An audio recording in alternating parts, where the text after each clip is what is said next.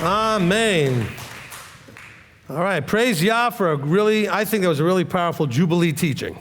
So, all right.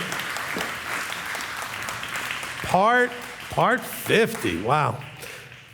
Some of you were thinking, I never thought I'd be listening to a teaching series that would go over a year. At least the heart of the matter, this at least has gone a whole year straight through. The heart of the matter was split over a couple of years because we did only so much and then stopped and did more and stopped and that kind of thing. All right, so this is called the Afterburn. And so we'll go ahead and allow for time for people to ask questions or make comments about this teaching. If you're online, we got our Shamish team over there. I didn't mention them earlier. We got Rob and Kurt and Gary back there. We got Kurt online, I believe, right? And then we got Rob and Gary there live on the desk. So they will take down your comments and questions. Hopefully we'll get to a good chunk of them. We've got less than an hour. We got about an hour we can cover here. So we'll see what we get done in the next, 35 to 60 minutes, depending on how many comments and questions. And we'll start out here with Janet. Rabbi, I just wanted to thank you first for that's an amazing teaching. I mean, there was so much there, and, right? Everybody was clapping because it was really, really good. But I wanted to ask you about, I think it was chapter 2, verse 5, when it was saying that he's talking about the poor of this world, like he's choosing the poor in the world. So I started thinking about other parts in the Bible when it talks about the poor and the rich and all that. And so it took me to Matthew, was a rich man that approaches Yeshua and asks him, what do I need to do to enter eternal life? And he said, well, you need to do the Torah. And he mentions a couple of things. And then eventually he's like, but I've already done all that. And Yeshua says, well, then you need to sell what you have and give it to the poor. So I was thinking, when he's saying poor of the world, he's choosing them, or I think that's what he says. What does he mean exactly? What is he talking about there? As far as what? Is he not? Because I got a bit confused because he's not saying that only the poor are going to enter. It's the ones who are doing. Right, no, but he was talking about how we treat people, poor versus rich. He tells us in Matthew in the Beatitudes that the poor, in spirit will receive certain things, okay? Yes. And so there's that, but being physically wealthy or physically poor is not relevant to your getting in. It's easier for someone with need because they want. In other words, they're seeking, they're asking, they're desiring. Those who have tend to ask and seek less because they get comfortable, because they have. And so when Yeshua said to the wealthy young man, he said, look, go and sell all you have, because then your mindset will finally change and realize you need. Because he didn't realize he needed because he had physical things. And it distracted him from his need for spiritual things. And so there's not saying that wealthy people, look, you have some very wealthy people that are very prominent in Scripture. Abraham, Isaac, Jacob, they were very wealthy people by the world standards at that time. But when you're talking about someone coming into this who has their issues, a lot of times having makes you comfortable, makes you complacent, makes you not think that you need. I know with my life, I've done many, many things career-wise that could have made me very wealthy. Very talented at a lot of things, business-wise, etc. And they didn't go that way, I know, because Yahweh knew that had I done those things and been successful with them, I would probably not be standing here working with you, because I would have been very happy and comfortable with my physically abundant life. Now, he's starting now to give me some abundance now, but there was a long time when I had nothing. I mean, I was as broke as any of you could consider being broke. And that kept me seeking. And so just keep that in mind when he talks about these things, that the most dangerous thing for you is to feel like you've arrived, which is why the I'm saved idea is so dangerous, because then you've arrived. You're saved. What else do you need to do? And so when you feel comfortable, you get complacent. And that's really where the problem comes in. Okay.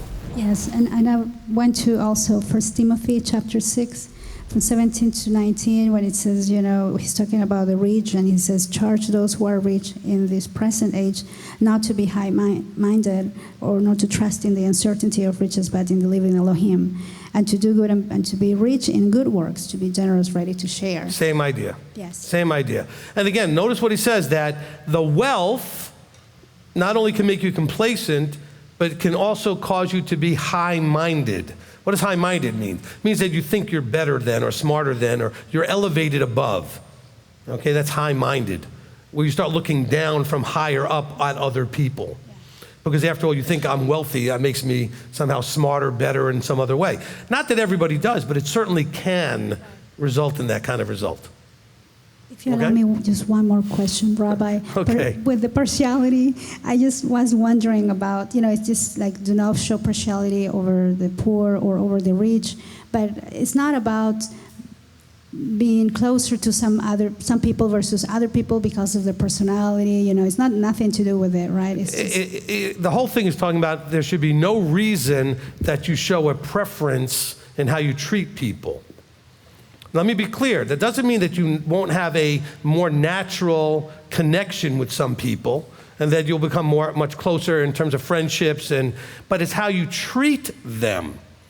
You should treat everybody without partiality.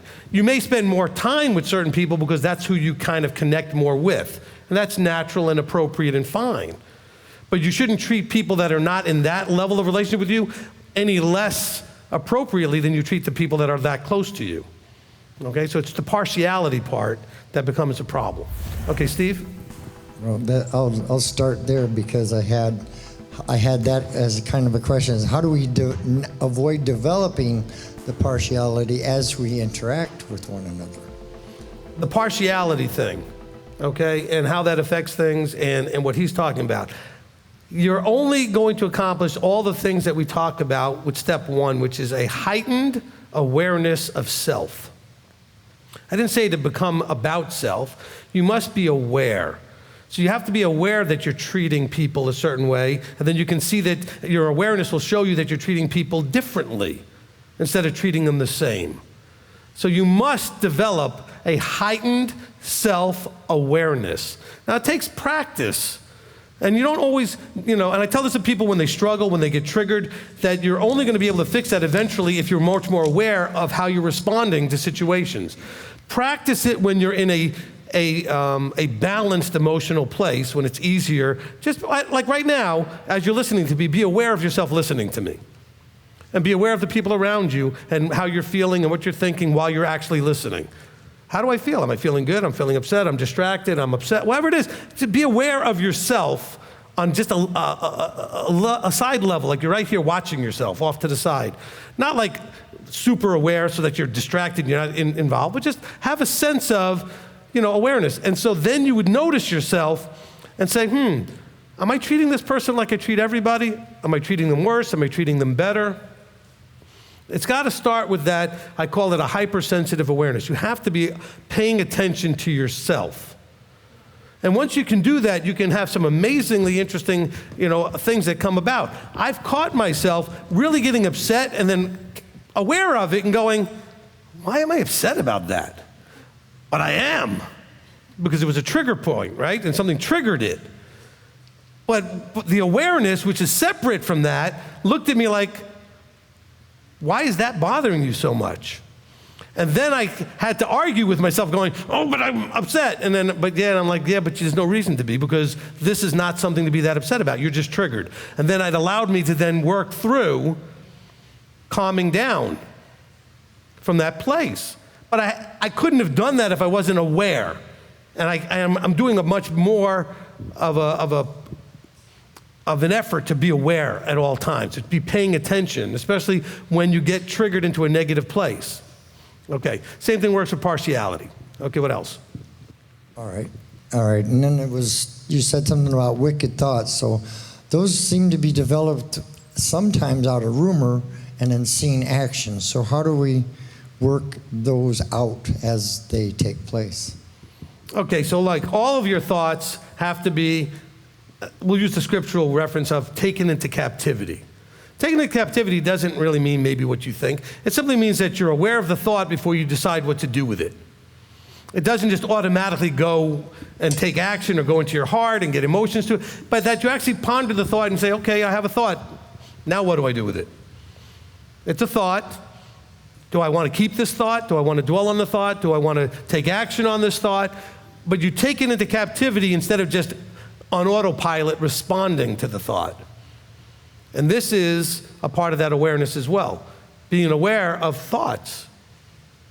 And then you take them into captivity, and then you decide how to respond. Does that answer the question?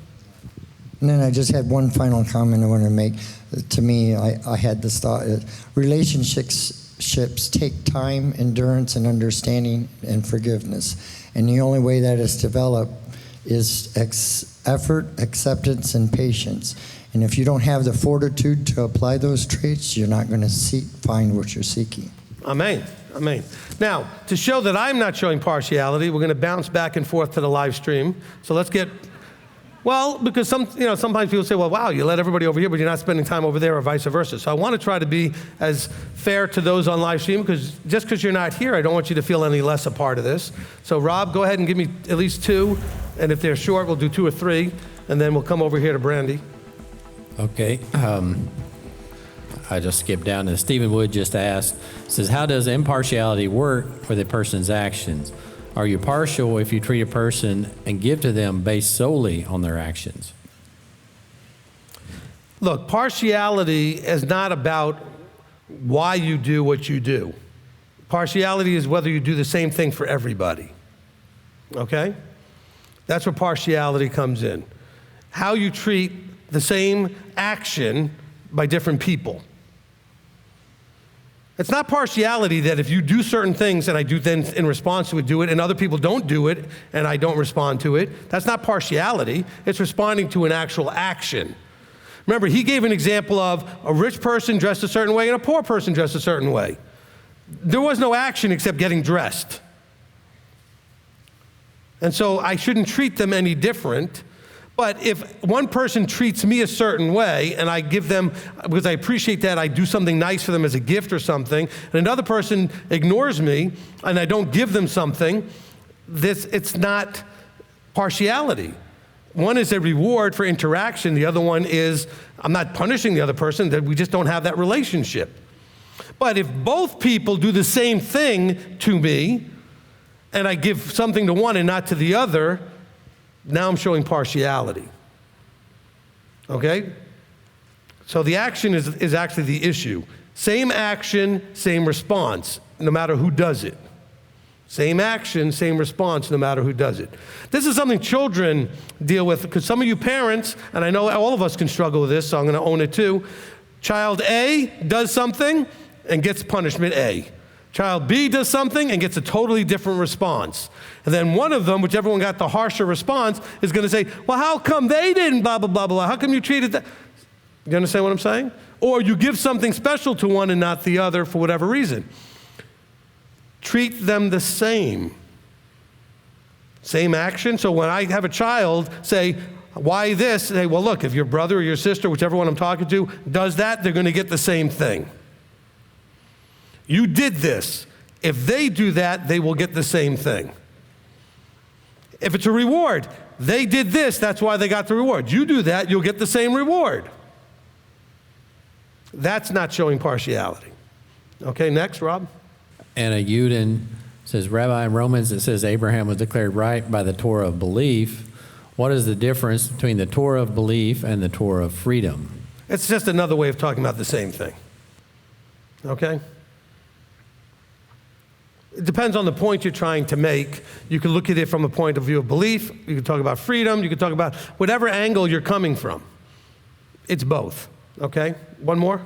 Steve Hitchcock and Joseph Neal says, who is my neighbor, the homeless on the street or those in the mishpachah? And Joseph Neal in verse 15 is our brother or sister, those only in the covenant. Okay, so let's understand that in the context of where we live and where we are today, you have almost no shot of knowing and understanding why that person on the street is on the street and what they're doing and whether they're there for reasons that they need to be there because they're learning a lesson, or this because they really need to be in some sort of mental health issue that they need to go. You don't know what brought them there and what they really need. And when someone's panhandling, you don't know if they're panhandling because they have a need and they really can't do anything else, or if they're just, that's the way that they feel like they want to get money and they're too lazy to go out. You don't know, and you're not to judge it. But when it comes to the poor in the body, you can know much more, and actually more appropriately, you can bring that to the attention of the leadership and let the leadership handle it, who would absolutely not only know more, but be more suited to find out, if they don't, to find out more. Without you coming up to the person and maybe them feeling like you're butting in where you don't belong, where if a leadership person says, hey, I'm aware that you might be struggling with something, how can we help? And so this starts off with the body, okay? Just because you have to be careful what's going on out there on the street. You may see someone looking like they're homeless and this and that and the other thing and go over to help, and the next thing you know, you get robbed, you get whatever. I mean, there's people acting like they're injured or on the side of the road, you pull over your car and they carjack you. There's a lot of stuff that could be dangerous about trying to help somebody you don't know. So I'm not saying that we should never do it. I'm just saying that's just something you need to be really careful with. This is telling you what you need to do for your brother. Your brother would be those in the covenant. Okay, if they're in the covenant, that's who we're definitely talking about. Ultimately, everybody would be your brothers, and we should have compassion for the world. We just have to be careful of how we help them and whether or not we're actually helping.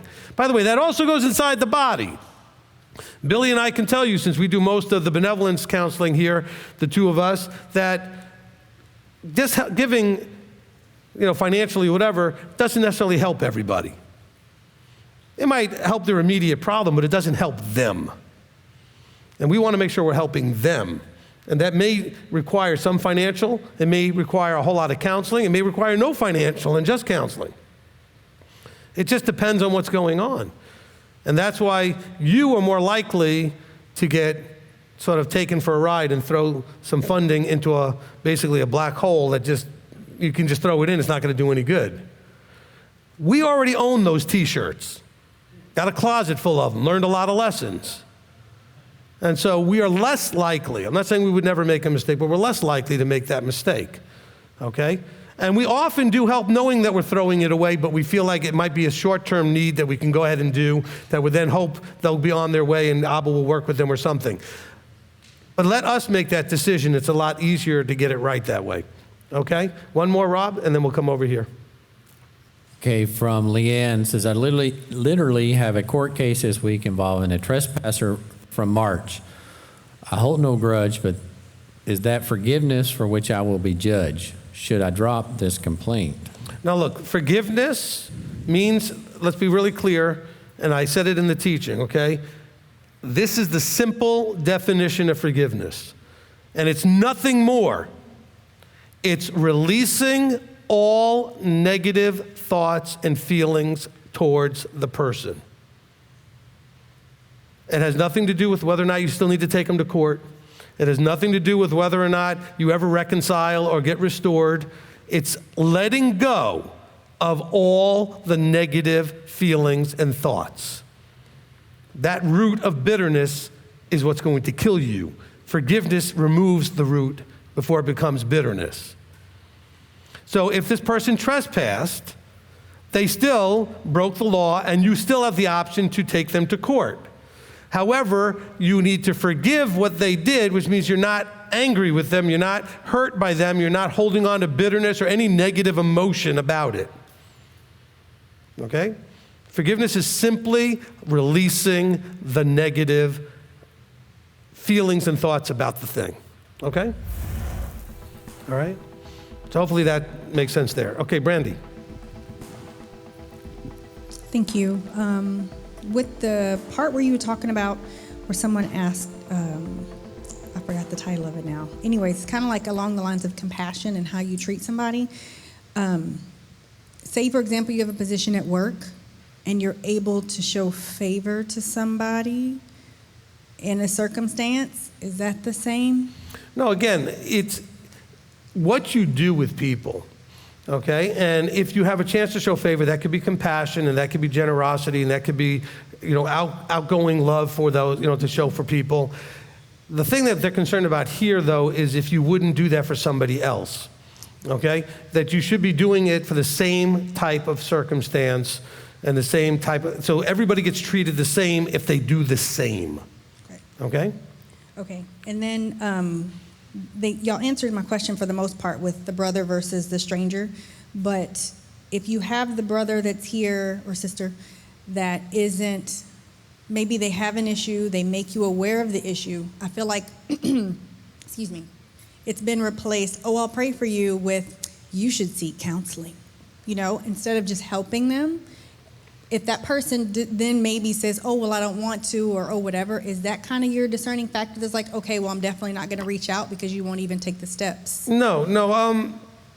I think it's important to understand that there are things that you should do and the things that you should not do. If they are needing what would only be appropriately received through counseling, then you should encourage them to go and counsel. If it's something you can do and it's appropriate for you to do and you're not usurping in any way and you feel comfortable to do it, then you should do it. Maybe they just need a friend and someone to talk to and someone to be there for them or to help them in some way that you can help them in sort of a small, short-term way. Just be careful with that because you can be taken, so to speak. Okay, it just depends on what it is. I mean, they don't need to seek counsel about everything.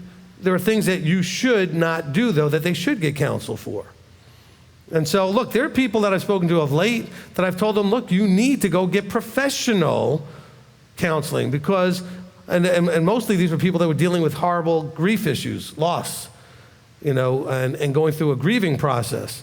And they were really struggling with that. And I said, well, then you might need to go and get someone who specializes in that. I could do it, but you would be better getting it from someone who specializes in that. So recognizing your limited skill set and your limited abilities and not just jumping in because you want to help and you feel your heart's drawn to help, but maybe you're not the right person to do it. So if you feel comfortable that you are able to do, then you should. Okay? You should. Absolutely. So how do you determine, like for the person who's like, oh, I'll give you the clothes off my back, and then maybe someone's like, oh, you maybe shouldn't have done that because they don't know. Right. Yeah, I mean, look, you may want to seek counsel about whether you should do something, even if it's not having them seek counsel. You're seeing a situation and you're not sure, then maybe you should ask, hey, should I help them and do something, or should I send them to you, or how should I handle this? So then you should seek counsel for that. Actually, that would be good advice for all of you. Before you actually help those in quote-unquote need, it might be good, now unless it's an emergency. In an emergency, do just what's needed for the emergency. Somehow someone comes up to you and you know them and something went sideways and they don't have money for food. All right, so it won't cost you a whole lot to get them a little bit of food. So go and do that. I mean, if it's something that it turns out that you were scammed on a little bit or whatever, that's fine, no big loss. But we've seen people get taken for a whole lot more than that. And so, those kind of things you might want to say, let me just call Rabbi and find out. You don't have to tell them that's what you're doing necessarily. You may want to check that out. Say, look, I ran into the situation. I feel bad for the person. I want to help them. I care about them. What would be the appropriate thing to do here? We don't want everything to fall on us. We just want the things that should fall on us to fall on us. Okay? All right. Brian? Shabbat Shalom. Shabbat Shalom. Thank you for this teaching, and praise Yahweh for this teaching, because it never ceases to amaze me what instruction Abba has for us. And I absolutely love the book of Yaakov, specifically for what we're receiving instruction for. And last night, Esther and I were blessed with the opportunity to have a Rev Shabbat with the Flints and with Shaquez. And a discussion that popped up was regarding how so many people feel like, oh, I need deeper. I just don't feel like I'm receiving the instruction that I need because we're not digging deep enough. And I just could not disagree more. I feel like what comes from the microphone every weekend is the meat. I mean, it's deep. We can immediately apply it. And I just feel like we're so stuck on all the things that we're not supposed to be focused on that we don't recognize we're receiving meat because we're too busy choking on it. And throughout this teaching today, as we're going and we're learning about the works and the relationship with the belief and things like that, my mind immediately went to that conversation where people want to go deeper and they want to learn about, all the fantastical parts of things. And it took me to the very end of Scripture in Revelation 22. And after all of the fantastical visions and the oohs and ahs and all the wrong reasons that people like the book of Revelation, but they never seem to talk about what Yeshua's words were at the very end. Some of the very last words that we hear from our Messiah. In verse 12, he says, "And see, I am coming speedily, and my reward is with me, to give to each according to" what? Your words? To what I already did for you? No, to his work. I am the Aleph and the Tav, at the beginning and the end, and the first and the last. Blessed are those doing his commands, so that the authority shall be theirs unto the tree of life, and to enter through the gates into the city. It just completes the circle that from the beginning of Scripture to the end, from Abraham all the way through, it's about doing works of righteousness. Amen. Amen. You forgot to mention the smiley face sticker. Usually when I quote out of Revelation 22, he says, "My reward is with me." I said, he's not bringing a smiley face sticker for you. Okay? So I only keep bringing that up because my daughter loved that line when I did it. So anyway, that's my gift to her. Okay, so Taylor. Okay, my verse that I wanted to ask about was James 2:17. Belief, if it doesn't have works, it's dead. Okay, so that one is something that, that's like the main verse that kind of connects me, or like the verse that opened me up to Christianity, because I like the way that it, at least said what I thought it meant. So there was a teacher I used to watch a long time ago, before you, and he had this, I don't know if this is like the right thing, but if I'm like going in the wrong direction, then just tell me. Mm-hmm. He was like, with believing, he would give his daughter an analogy, and he would say, if, for example, this wasn't his analogy, but this is what he was going towards. He was like, okay, in regards to prayer, he said, okay, if I was to pray to God for a big house and saying like, oh, I want this, and he believed that he was doing all the other commands and things that he was doing, he would pretty much sell his house because he thought and believed that God would give him that house. So pretty much that's just an example, pretty much around his entire life and in every situation, he would use that verse to say, I'm going to show God I believe this, and talk about it with people, saying like, oh, God's going to give me that new house, so I'm going to show everybody that it's going to happen. So like, was he? No, see, that's what he's doing is he's doing all these works around trying to prove and show that he believes something's going to happen, as opposed to, now I'm not saying that's wrong from the point of view that we do what we do because we believe something is going to happen. It's called eternal life, it's called the kingdom. But he's trying to do it for his own personal gain and then showing he believes.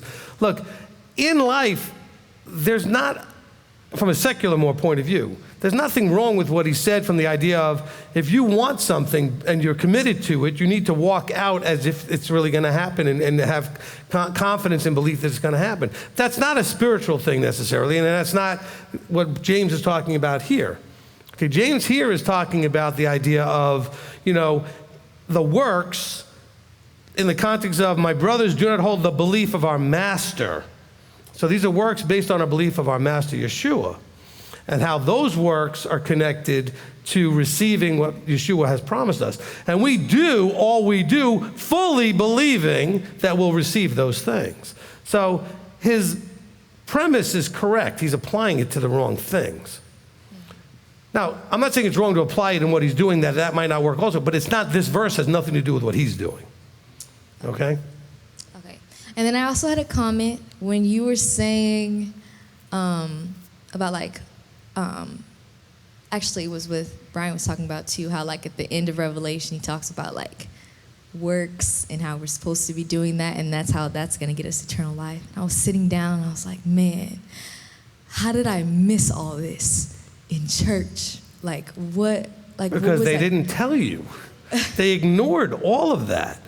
And they totally brainwashed you with, Yeshua did it all, you're in. Just keep believing that he exists and that he's there doing everything for you. So I was- See, instead of seeing Messiah redemptively having laid his life down for you and understanding that thing, they see him as a surrogate that does everything for you. So you don't have to do it. As opposed to calling him a redeemer and understanding that that's what he is, even though they use those words, they know him as redeemer, they don't see him that way. They see him as a surrogate. He does everything for you so you don't have to do it. And there's nowhere in Scripture that says that. So for me, even though I was like, a part of me is like really disappointed that I feel like I didn't have common sense when it came to the scriptures. I mean, obviously I wouldn't have this idea of works because they're teaching me something different. But at the same time, I'm like, I still think it's cool about the whole open your eyes thing. And that like confirms, like that's just the one thing that's like, okay, this is like the right place to be because my eyes were opened and that makes total sense. So just wanted to say that. Amen. Amen. Good.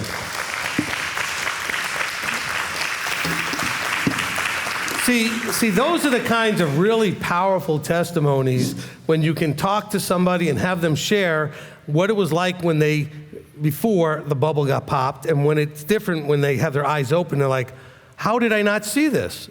Because you couldn't at the time. He hadn't shown it to you.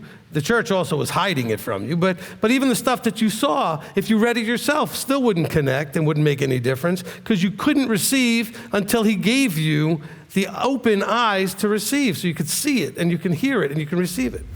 All right. Rob, go ahead. Okay, from Jen.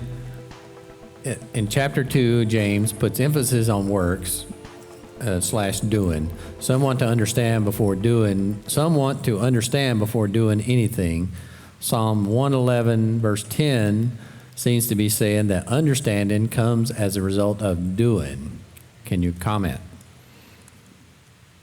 Yes.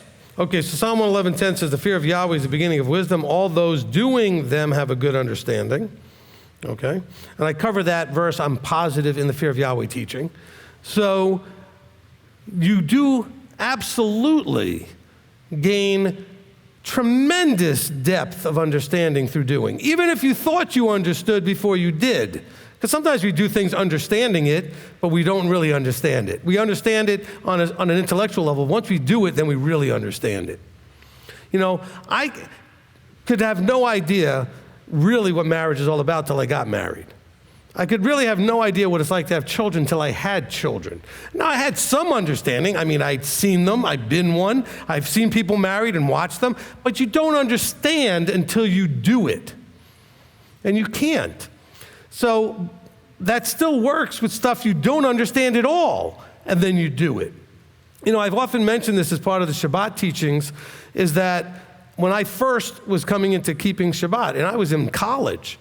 Now, I was raised a Jew, but we didn't keep Shabbat. We didn't do anything, okay? Even though I went to Hebrew school, got bar mitzvahed, and all of that stuff. But we were still culturally Jewish more than anything else. And I went to the rabbi at the college, and he was a good rabbi for the college because he was kind of one of those cool rabbis that the guys liked, and he would goof off with the other college-age guys. He was the right guy for that age group, And I said to him, look, I'm trying to get into this and figure this all out. And he gave me a thin booklet, little pamphlet, basically, a little thin booklet on Shabbat. It was just called Sabbath or Shabbat, something like that. And in it, it said exactly that. It said, you can't truly understand Shabbat until you do it. Anybody can explain it. You can explain, and you have explained to family members. They can't understand what you're sitting for 4 hours listening to a service? How could they understand that till they do it? They can't. And you cannot convince them or help them understand.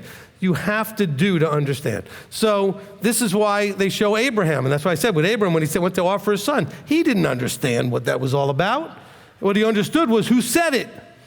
You say it, I do it. That's covenant. Exodus 19 says, if you agree to do what I say. I know that comes after Genesis, but covenant has always been covenant. You do what I say, and we have that relationship. Abraham had that relationship. Genesis 26:5 says that he was observant of the Torah. That's why, Abraham is held in such high esteem. Let me make sure I'm just read you that verse real quick.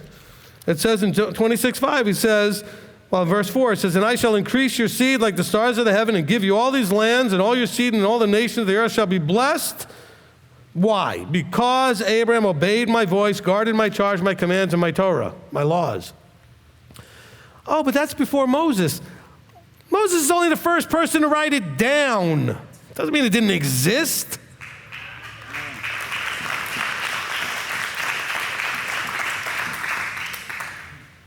I mean, it's amazing the things that we just buy into. Well, it didn't exist because Moses wrote it down. Well, that's an interesting thing for it to say, because it uses the same words that are told to us in Exodus and all the way through to Deuteronomy about my laws, my statutes, my commands, my Torah. How did Abraham know all of that? Because he was trained, probably by Noah.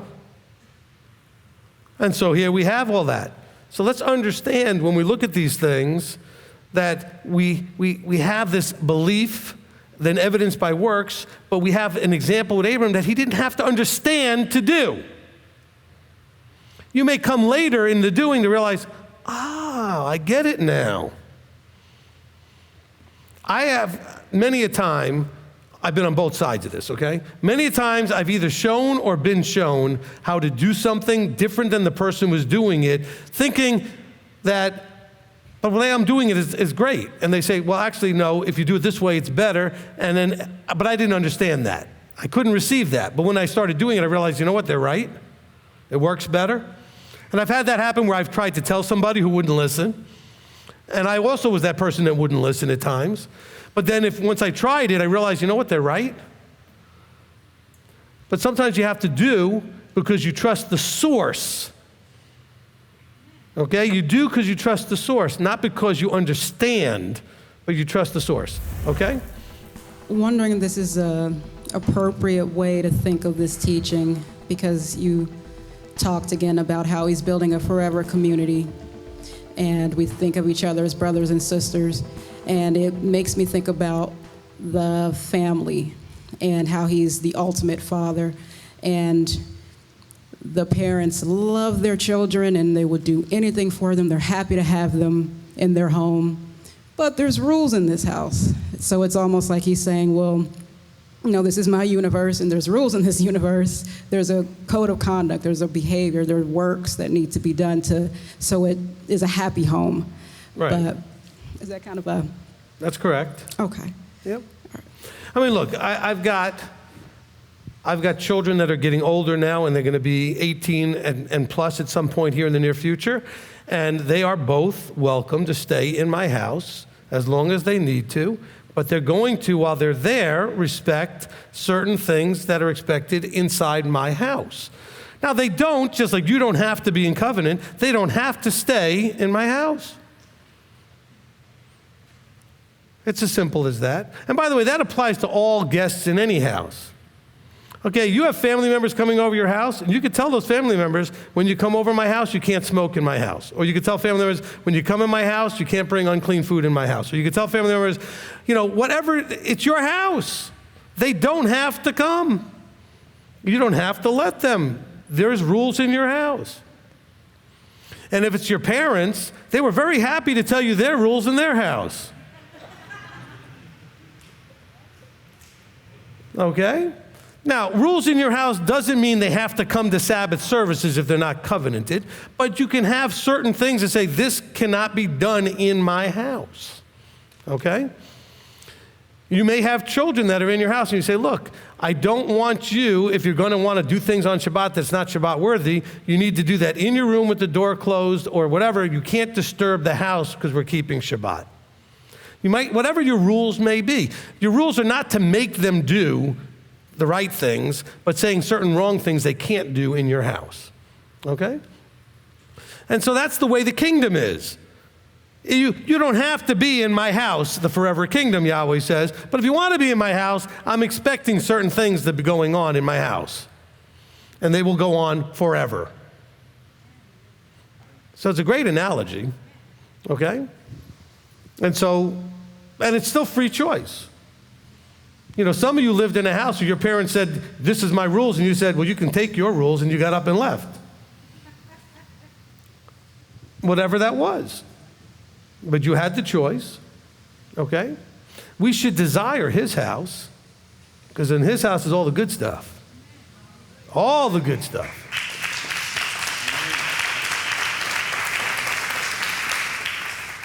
Come on now. Okay.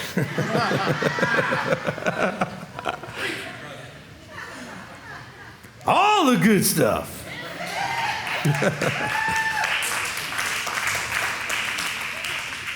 Look, I don't agree with that whole system and everything, but man, that seems like it would be so much fun to do. Just get up there and start throwing it out like that. I would have a blast. All right. It would be completely useless, but it would be fun. Okay? You know, it's funny. There was a guy that came to our services in Nashville many, many years ago, and he happened to be sitting in the congregation next to my wife and some other people, and he looked over at her and said, you know, your husband's great. He says, but you know, if you really want to be big, he should take this on to Sunday. And because he guess he thought I was entertaining. And my wife looked at him and says, have you listened to anything he said? And you think this would work on Sunday? But anyway.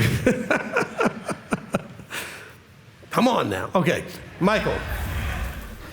Shabbat Shalom. Shabbat Shalom. So when I'm looking at this, James chapter 2, we start in not being partial, judging, and then it goes on and it kind of segues into the last idea here about the belief is dead without the works. So I kind of see it all as not really segueing, because that was the improper word, but it's kind of a continuation of the same idea where we're believing and showing our belief by doing our works, which is the works in the Torah. And when you had us flip over to Romans 2:5, I went ahead and read on, and I read all the way through verse 10, and it talks about doing the same for the Greeks as we would do to other Israelites. So it occurred to me also that this may not be about favor or not favor. Grace, as you said before, is about merited favor. But this, when we're talking about partiality and being judging in our hearts and stuff like that, it occurs to me that might be, and correct me if I'm wrong, about non-merited favor or prejudice against somebody, so long as it's not justified by anything. Sure. And then the last one I had for you was a question, because we were talking about Abraham a little bit there, and you were talking about how he was pleading about Sodom and Gomorrah, but he didn't intercede on his own behalf when he was commanded to go take Yitzhak up to the mountain and offer him on the slaughter place. And so I just wanted to ask, is it more okay to pray for the intercession of others, but not necessarily okay to pray for intercession for yourself? Well, I mean, look, it's always good to pray for intercession generally, but I mean, realize that when you're praying for yourself, you may need to ask the question, am I doing it or not first, as we talked about in the teaching. So, but certainly you should be asking for intercession on either case. By the way, Michael, let me just use you and embarrass you for a second as a good example, in a good way. You can stay there for a second. Look, I love Michael and his family tremendously. And I'll tell you, I really appreciate it, especially because they have had experiences where they've not been so loved in other places they've been. And part of it is because people had judged them looking at them and their clothing and their kids and their other issues and stuff like that. But you notice Michael in a suit today. You see, Ashley's got some new clothes and stuff. If you give people an environment to flourish in, they will flourish. Okay? And I'm proud of them, and Michael especially, for doing the things that he's done to flourish with the nurturing that I believe, I'm not trying to take credit, I'm telling you, you guys have done most of the work, not us, in terms of helping them feel home and feel welcome and desiring to flourish and grow. And what they may have looked like to a lot of you when they first walked in the door is a little different today, but they're the same people. And you may have judged them differently if you saw them first today versus then, and you shouldn't have. But I want to just say that this is part of what you see when you, I didn't tell him to go out and buy a suit, but I said, we'll give you a place to grow and flourish in. And then people do, and Michael did. So fantastic job.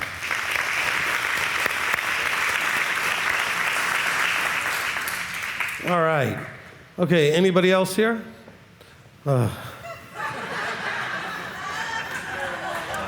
Janet, come up. Rabbi, it's not a question or a comment. It's just a testimony to him. Is that okay if I share it? Yes. Because I love when you said that we don't have to do, we don't have to understand to do, right? That we can just do. And that's what I did with my beloved Rabbi Tom there. When he, one time in Torah, he was telling us, it's not just to tithe, you also have to offer, send out your offering. And I've started to do, we've been doing the tithing before with the Christians, but now we understand it's the 3 tithes. But I wasn't really doing offerings. And I started doing that maybe about a month and a half ago, and I've seen very good blessing after that. Amen. So that's really cool. Amen. Thank you for sharing that. You know, that's why every week we talk about Hamaseh v'hatruma. We talk about tithes and offerings. And I think a lot of us, the reason he does so much with our finances is because it's a place that is a really good sort of testing spot to see where you're at in trusting him. He doesn't need the money. He doesn't need it. I don't need the money. It's about you and the thing that's hardest for you to deal with properly. And so it's an area of trust when you go and deal with these things and see if he won't pour out a blessing that can't be contained and that kind of thing. And so he asks you to trust him. And I can't tell you how many cards, letters, and things and emails we get from people the first time they're doing their 3rd tithe and they're thinking, how is that going to affect my budget? Next thing you know, they got a raise they didn't expect. They got some other thing that happened. I mean, incredible testimonies because they trusted to go out and do what they certainly could not have known. And I remember the first time I did it. The first time I learned about, and by the way, when I first learned how to tithe, it was all 3 from day 1. Okay, I never understood or learned tithing except for 3. And so it didn't mean I did all 3 the first year, but when I got to that 3rd year and had to do my first 3rd tithe year, it works. It works very well. Okay? And so, and you can hear that from Steve, you can hear that from Janet. These are 2 people that are vocal about it. You know, I mean, it's just about, but it's about you. It's not about name it, claim it, health, wealth. It's about, he says, trust me that if you do what I say, you won't suffer. So it doesn't mean all of a sudden you're going to just be drowning in money. It means that you're not going to suffer. You'll have him meet your needs. Things will happen. Things will come around. You'll sit there going, wait a minute, but I didn't get a raise or anything else, and yet somehow I'm still paying all my bills, and I don't know how that's happening. But it works. And so I love those testimonies, and thank you for sharing that, because you should be encouraged that this is not about the getting side of it. It's about you. It's about you and your relationship. You need to do it for you, not because we need it on this side. He'll supply this side any way he wants. This is about your side. Amen? Amen. Did you want to come up? Okay, Isaiah?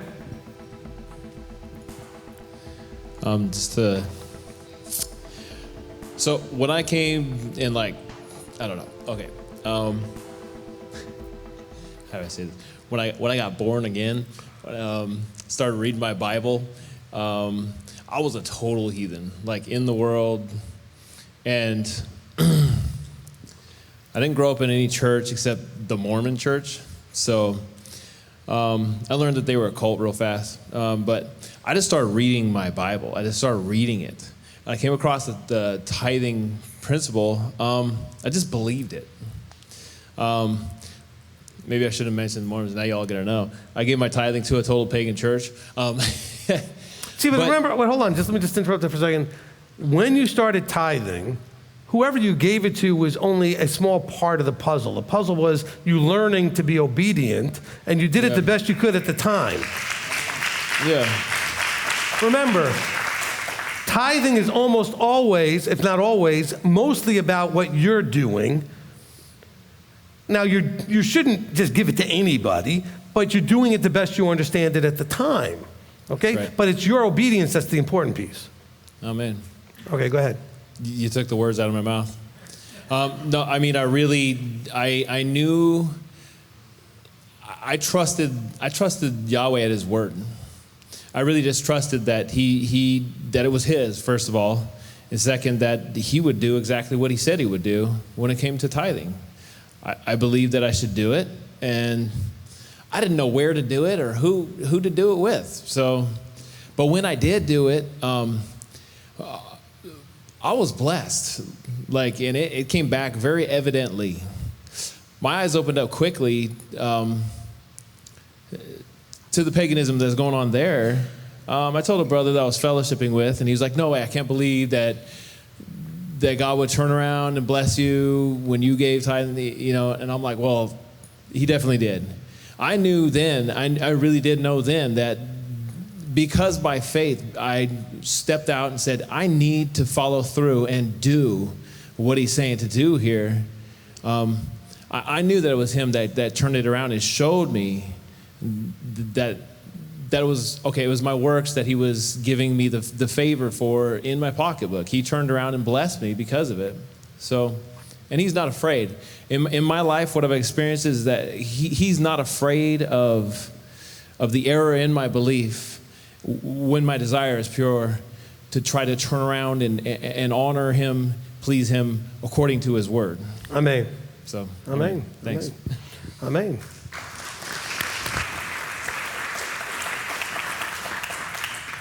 Okay, I'm gonna honor or embarrass another person. I had a conversation with you, Billy, a long time ago, Billie Jean, and she has a husband that wasn't in the walk, but he allowed, and they had a good enough relationship where he allowed her to do what she needed to do, and she tithed on her money when she was working, and she once told me when we were talking about it, she said that she's absolutely confident that the reason that they always had enough was because of that. That's what she told me. And she's been tithing for a long time, okay? But that was a great testimony. She told me this many years ago, and she said the reason that they never lacked anything, she's convinced, is even that little bit that she had from her money that she was making when she was working, because that's only what she was tithing on, your money, not his.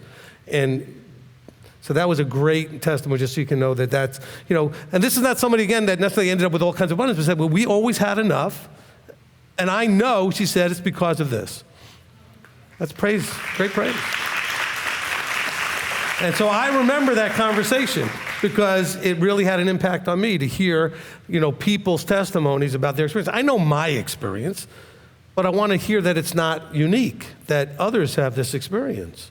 And so it's a very powerful thing. So if you're not, you're not buying all this, first of all, understand it's a command and it's an issue of obedience, but talk to some of the other people, not just anybody, especially the ones who are not tithing. So talk to the ones who are doing it and hear from them if they would ever stop doing it after they got the results they're doing, okay? And after they see the blessing. And by the way, the blessing isn't always financial. There's enough that you're not going to suffer financially. You can get blessing in so many other areas of your life because of obedience, period. All right, that's the thing. But the financial part, the main thing is that you won't be lacking. That's the key. You may think, well, how can I live on 30% less than well, you're struggling to live on 100% now because you're not doing the right things. Start doing the right things and you'll be able to live better on 70% than you were on 100%.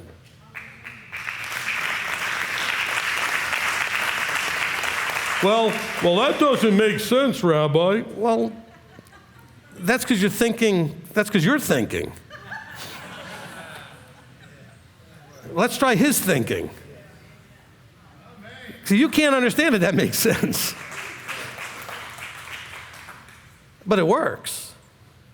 Doesn't have to make sense.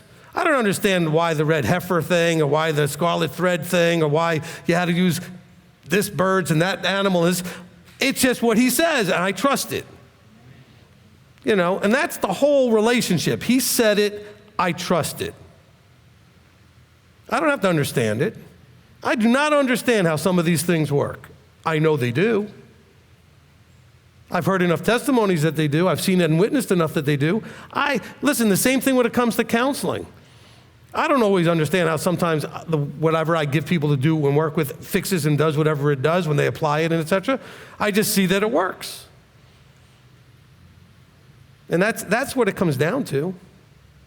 All right, so we're going to end with that. Let's go ahead and make sure the children are coming in.